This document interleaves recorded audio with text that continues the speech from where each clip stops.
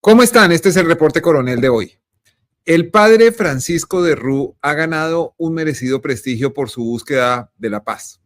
Como presidente de la Comisión de la Verdad, logró que el país conociera crímenes de poderosos que por años permanecieron no solo cubiertos por la impunidad, sino en la total oscuridad. De Rú, antes de estar al frente de la Comisión de la Verdad, tuvo altas responsabilidades en la Compañía de Jesús, su comunidad religiosa, entre otros la de provincial, es decir, de máximo jefe de los jesuitas en Colombia. En ese periodo y en ejercicio de esas funciones es donde surge la denuncia contra él. Según un denunciante, el padre de Ruth no hizo nada para que la justicia procesara a un sacerdote jesuita que habría abusado de un niño y 7 niñas en los años 70. El asunto se hizo público el viernes pasado en un panel de la Universidad Javeriana de Bogotá. El panelista principal era el sacerdote jesuita alemán Hans Zollner, director del Instituto de Antropología de la Pontificia Universidad Gregoriana en Roma. Zollner es un hombre cercano al Papa Francisco y se ha entendido con denuncias contra curas pederastas en todo el mundo. El panel lo moderaba el también sacerdote jesuita Luis Felipe Navarrete y se titulaba La Iglesia ante los abusos, fiel y verdadera. Hablar en abstracto a favor de las pequeñas víctimas de las pederastas es algo que todo el mundo puede hacer, que es sencillo y en los que todos están de acuerdo.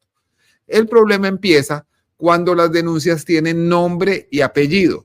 El padre Navarrete anunció en medio del foro que no le daría curso a las preguntas que identificaban con nombre propio a los victimarios, pero que ese no era el espacio, no era el foro para hablar de denuncias particulares. En ese momento se alzó una voz en el auditorio. Muy bien. Pero perdóname, no es el espacio para... Yo hice una pregunta al padre Zollner, claro, bueno. No creo que podamos responder aquí de cosas particulares. El hombre que reclamaba su derecho a hacer pública su denuncia se llama Luis Fernando Llano Narváez. Y lo que quiere decir es muy grave. Óiganlo. Este es un foro para las víctimas también, padre. Yo soy una víctima, exijo que me escuche. Yo también soy víctima. Vengo acá con la ilusión de escuchar palabras de verdad. Exijo que me escuche. Yo hice una pregunta al padre Zollner, respetuosamente le pido que el padre la lea y me responda. Está en italiano, si quiere se la digo yo. Si quiere se la digo. Soy una víctima del padre Darío Chavarriaga, exalumno Bartolino, en 1976. Yo, 7 de mis hermanas fuimos abusados por Darío Chavarriaga Jaramillo, sacerdote jesuita. Fue interpuesta una denuncia en 2014 al padre Francisco de Rú. Han pasado 50 años casi de los hechos, 10 años casi de la denuncia al padre de Rú, y 7 años desde que me encontré con el padre Zollner y se lo dije para que le comunicara al Papa Francisco. De allá para acá no ha pasado nada hacia nosotros. Y usted ahora viene a censurar la pregunta acá. El denunciante Luis Fernando Llano estudiaba en el Colegio Mayor de San Bartolomé, el colegio más antiguo de Colombia, fundado en 1604 y cuyo edificio está frente al Capitolio Nacional y al Palacio Arzobispal, en la esquina suroriental de la Plaza de Bolívar.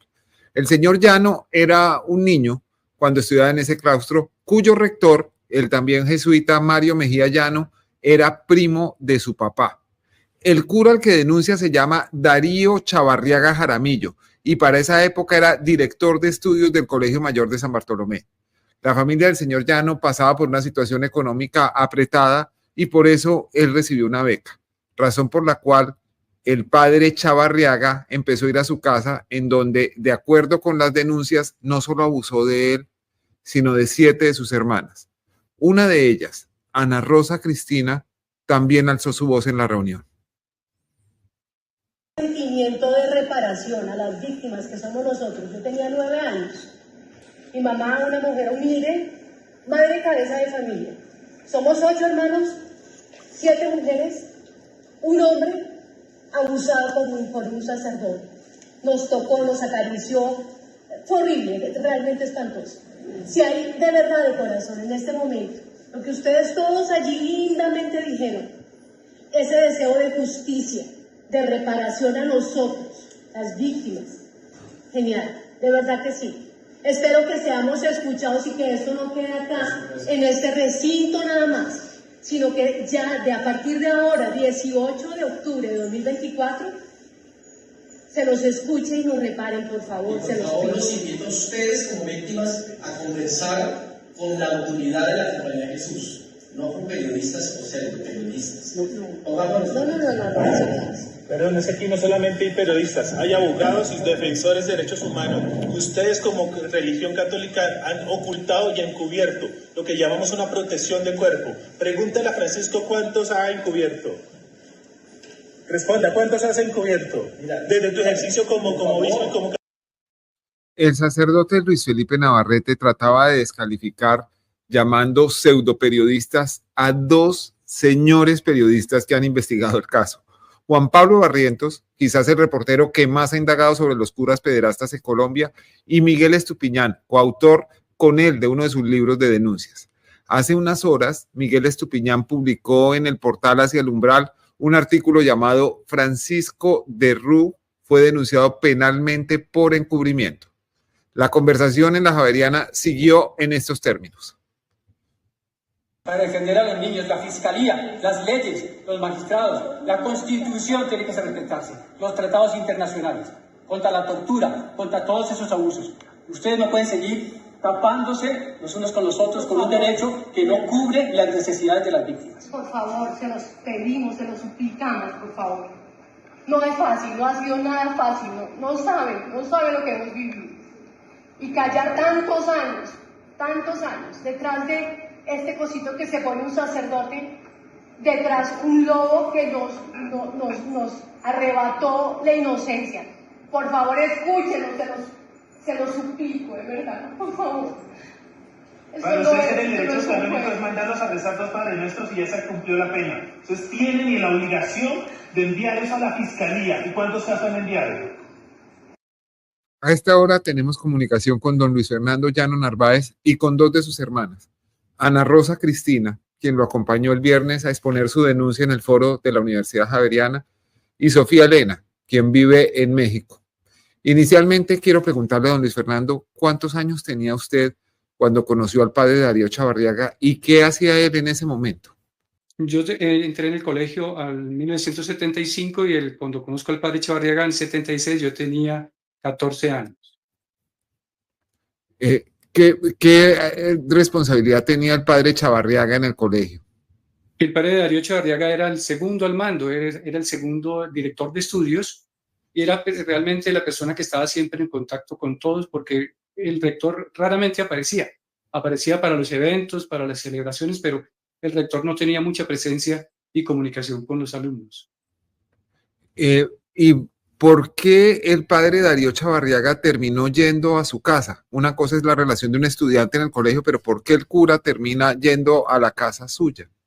Bueno, yo fui más bien un destacado estudiante, mis calificaciones fueron notables y en esa época atravesábamos por una situación muy difícil económica en la familia.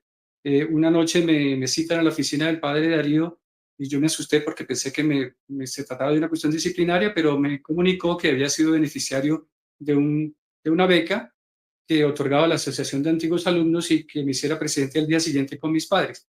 Fuimos con mi papá, con mi mamá, y nos comunica pues, que con esa beca me iban a cubrir todos los gastos del estudio, desde transporte, alimentación, libros, y que probablemente si mi rendimiento continuaba a niveles altos y de excelencia, pues tendría asegurada una carrera completa en la Universidad Javeriana.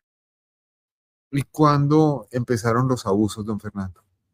Él empezó a frecuentar la casa a los pocos días, pienso yo un mes y medio, 2 meses, se hizo muy cercano a nosotros y pues manifestó que quería conocer la familia y empezó a asistir a la casa donde pues nosotros lo recibíamos de corazón, empezamos a verlo como una persona muy importante, como una figura de respeto, se ganó rápidamente la autoridad con nosotros también por su forma de ser, que era muy entrador, muy simpático. Y durante las ausencias de mi madre y de mi padre, en las tardes llegaba a hacernos visitas. Probablemente pues ese fue el momento en que pues yo no me di cuenta nunca de lo que ocurría por los momentos, por esa época, pero mis hermanas luego de los años me relataron que las visitas no solamente eran para llevarnos bizcochos, para atendernos y para estar con nosotros un rato, enseñarnos canciones, sino que detrás de eso pues había otras intenciones. Don Fernando, sé que debe ser duro para usted, pero ¿cómo empezaron esos abusos? Esos abusos comienzan en el colegio cuando se postergaban hasta tarde las reuniones en la casa. Mi mamá llegaba de la oficina cansada, le preparaba algo de comer, y me acuerdo que una noche, en vista de que se había hecho tarde, pues le propuso a mi mamá que me fuera a acompañarlo al colegio para yo no tener que madrugar, y que pues era mucho más fácil, y que había un cuarto, había un sitio en el colegio donde yo podía dormir, pero no fue así. Quiero preguntarle a doña Ana Cristina, Ana Rosa Cristina, ¿cuántos años tenía cuando se presentaron esos primeros abusos del padre Darío Chavarriaga con usted? Yo tenía 9 años. ¿Y qué pasó? Pues él iba a la casa, era muy simpático, era una persona realmente carismático. Entró con su clérigo acá, obviamente había mucho respeto en ese tiempo por la iglesia, por los sacerdotes. Entonces, la confianza era absoluta. ¿Qué hacía el sacerdote Darío Chavarriaga? Pues nos sentaba en las piernas, a mí me sentaba en las piernas, y difícil, es complicado lo que recuerdo, pero pues sí había manoseo, había abuso, nos tocaba las partes íntimas, y pues niñas chiquitas, inocentes, porque en esa época era mucho más la inocencia. Yo me bajaba de las piernas y salía corriendo a jugar, y volvía otra vez después y me volvía a subir, y fueron muchas ocasiones donde él abusó tocándome mis partes íntimas. Hay otra de las hermanas, es Sofía Elena. ¿Usted sufrió situaciones parecidas, doña Sofía? Mira, sí, en efecto, este actuar del padre Darío, después del tiempo, en conversaciones entre nosotros, ya supimos que fue recurrente. Había espacios disponibles en ese momento para que él perpetrara estos abusos con nosotras. Estábamos muy chiquitas. Yo tenía entre 11 y 12 años para esa época. También situarnos en el contexto de que la niñez en nuestra generación fue una niñez de muchísimo respeto hacia los adultos, hacia los mayores, más que todo hacia algún sacerdote. Había muchísimo respeto, temor en cierta medida, y pues obviamente él visitaba nuestra casa, como lo comenta mi hermano Fernando. Él visitaba nuestra casa, a veces estaba mi mamá, pero ella estaba en las labores de cocina, preparándole alguna cosa al padre, que cariñosamente nos visitaba, ¿no? Y mientras tanto nosotras estábamos con él nos estaba enseñando canciones, juegos, y hacía esto de sentarnos en sus piernas y justamente abusar y cometer este tipo de abusos contra nosotras. ¿Por qué en esa época no le contaron a un adulto lo que estaba pasando, doña Sofía? Yo creo que por lo que te comento, o sea, era la figura del respeto, del temor, y yo crecí pensando, Daniel, que eso solo me había pasado a mí. Había también, después de los años con mis hermanos, hemos hablado que existía como el temor generalizado de que mi hermano perdiera esa beca, de que mi hermano inclusive fuera expulsado del colegio. La situación de la familia era muy difícil. No te alcanzas a imaginar cuán difícil era la situación de nosotros, 9 hijos, con un papá alcohólico y mi mamá trabajando todo el día hasta altas horas de la noche para poder sacar adelante una familia tan grande. Ese silencio acompañó mi vida, así fue. Fueron muchos años de silencio. ¿Cuándo empezaron a hablar entre ustedes para descubrir que la situación no era aislada, que no solamente le pasaba a usted, sino que le ha pasado a su hermano y a sus hermanas? Pues yo supe de mi hermano en el 2014, justo en una llamada que él me hizo por otra situación que vivió la familia, en la que hubo ahí como una situación compleja con los sacerdotes jesuitas. Y mi hermano me llamó, yo estando aquí en México, mi hermano me llamó y yo le pregunté, ¿qué pasó? ¿Por qué reaccionó usted así en esa situación frente al padre Darío? Y mi hermano tuvo la confianza de contarme. Y yo también. Doña Y yo Sofía. también. Ese fue el primer momento en que yo hablé de lo sucedido, porque mi hermano me estaba contando lo que le había pasado a él. Entiendo que usted esté tan conmovida, doña Sofía. Quería preguntarle a don Fernando Llano, ¿cuál es la responsabilidad que tiene en todo esto el sacerdote Francisco de Rú, del que se conoce mucho el país y que fue provincial de los jesuitas por mucho tiempo? Bueno, cuando yo hablo con mi hermana, que me entero que no había sido solamente ella, sino mi hermana Rosa Cristina y otra hermana que no está presente, yo decido que pues no debía seguir callando y redacto una carta que le entrego personalmente al padre de Rú. En este momento, pues ya como le había comentado antes, él cita a Darío Echavarriaga en su oficina, lo retira del cargo, luego nos llama de nuevo, nos reúne para contarnos pues, las acciones que había tomado y nosotros pues quedamos pendientes, lógicamente, de algún avance de investigación, de que realmente se impartiera justicia en este caso. Luego fuimos citados uno por uno, más adelante por otro padre, el padre Luis Javier Zarralde, y pues dimos una declaración, fue grabado todo, él nos interrogó, yo creo que estuve por más de hora y media con él, donde le conté con lujo de detalles todo lo que había pasado, con la esperanza, lógicamente, de que esa investigación arrojara un resultado un poco más severo en contra del padre Echavarriaga. Desde este momento, pues eso fue unos meses antes de la visita del Papa Francisco, y pues me acuerdo que el padre de Rú nos pidió encarecidamente no llevar esto a los medios, por lo que pues podía significar eso para ellos y pues probablemente también para nosotros. Él sí se disculpó, pues me expresó su sentimiento de dolor, que era un caso al momento pues único, que no se sabía nada, que era la primera vez que ocurría, y pues nosotros nos quedamos simplemente a la espera de una comunicación posterior. Y luego viene la visita del padre Zollner, pues fallece el padre Echavarriaga en el 2015, a los 2 años llega el padre Zollner, yo me presento en la Javeriana, yo hablo italiano porque viví en Italia, me le acerco en un intervalo y le expongo la situación completa, seguramente, él queda un poco sorprendido, y a su regreso a Roma me escribió un mail diciendo pues que ya se había comunicado con la comunidad y que habían tomado todas las medidas que eran pertinentes y que la Compañía de Jesús no tenía nada más que respondernos. Entonces, en vista de esto, pues pasaron los años, pasan prácticamente 10 años desde el momento de la denuncia, otros 3 años hasta que yo le comunico a Zollner, y de allá para acá otros 7 desde que Zollner, quien yo esperaba que le comunicara al Papa, quien debió tomar alguna acción inmediata, pues circunstancia que no pasó, pues yo respondo de esta manera. El viernes pasado en esa reunión me exalté un poco, pero tuve que alzar la voz porque en ningún momento se nos prestó el micrófono para podernos comunicar de una manera más tranquila.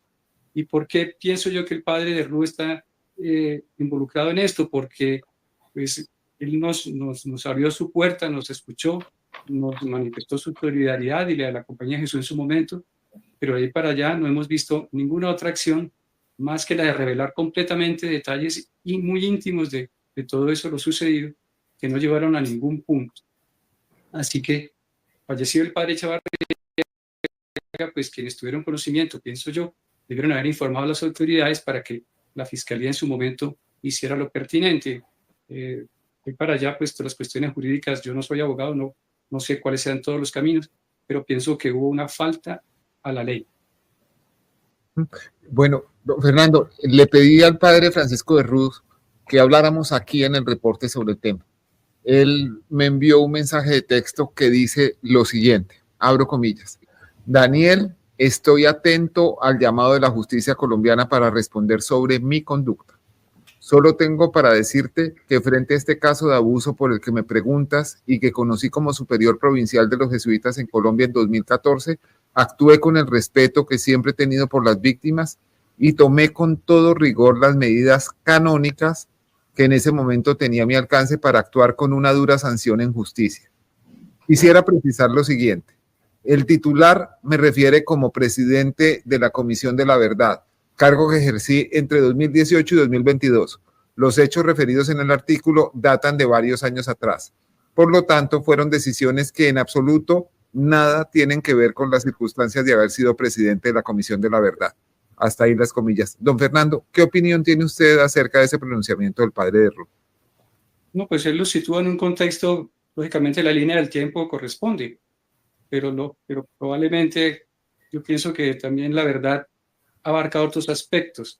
Si bien su intervención en el proceso de paz y todo lo que como ciudadanos le agradecemos por su gestión en esa labor tan noble que le reconocemos, pues es brillante, pienso que pues, en virtud de su altísimo reconocimiento moral que tiene la sociedad, debió haber afrontado esta situación que le pusimos de manifiesto unos años atrás, porque hay otra verdad muy grande que está escondida.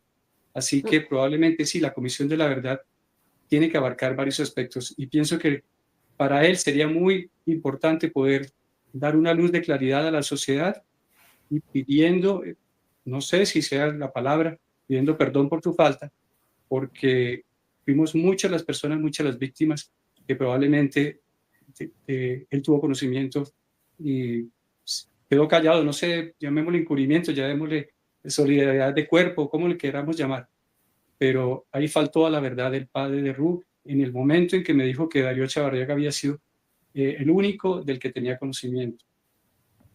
Es evidente que no era el derecho canónico la instancia adecuada para procesar a un abusador de niños como el que ustedes tres tuvieron que padecer.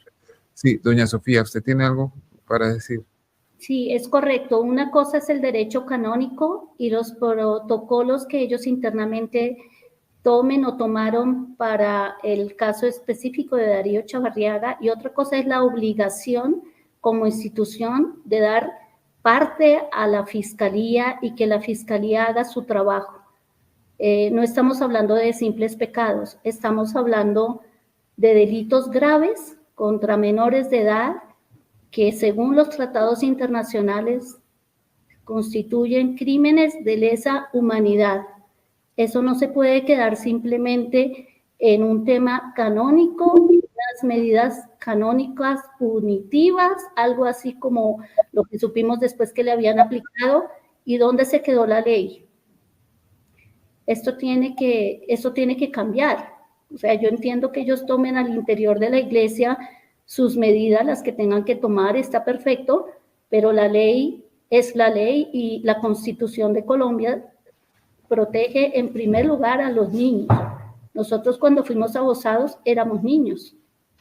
Eso tiene que cambiar. 3 personas que sufrieron abuso a manos de un sacerdote que murió en la total impunidad. Este fue el reporte coronel de hoy. Muchas gracias.